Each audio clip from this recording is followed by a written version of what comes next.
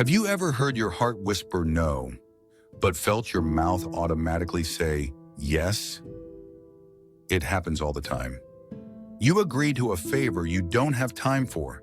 You nod along to an idea you hate. You promise energy you simply don't have left.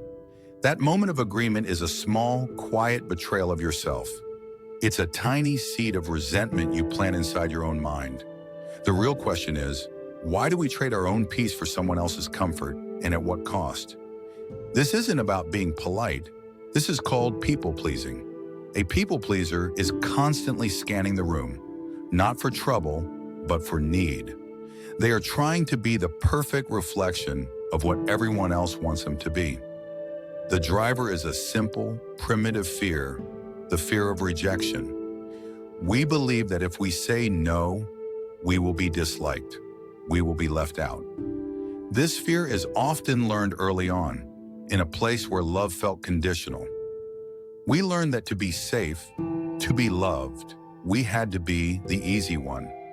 The lesson was, safety equals agreement, and we carry that old survival mechanism into our adult lives. The cost of living this way is huge, and it's always paid in full.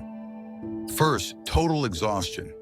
You are spending your life managing everyone else's emotional state, a job you never applied for and one you can never complete. Every false yes drains your battery. Second, loss of self. When you constantly play the role of the pleaser, you slowly forget who the real you is. You become a reflection of the room, a chameleon that forgets its original color. Third, the poison of resentment. You start to quietly hate the people you perceive as taking advantage. But the bitter truth is, you gave them permission. That resentment is a poison that destroys your inner peace and pushes away the very connection you were trying to create. How do we stop this cycle? We turn to an ancient wisdom, the simple idea of control.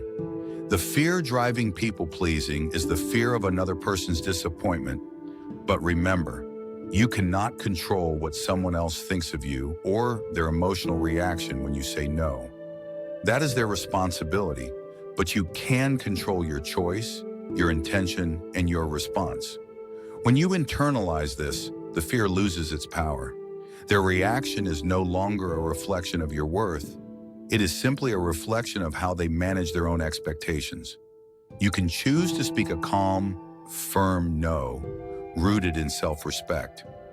Reclaiming your boundaries is a practice, and it starts with a tiny, powerful step. The pause. When a request comes in, never answer immediately.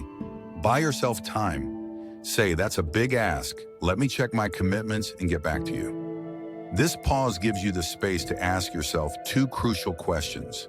Am I saying yes out of generosity or out of anxiety? If the answer is anxiety, you must choose yourself.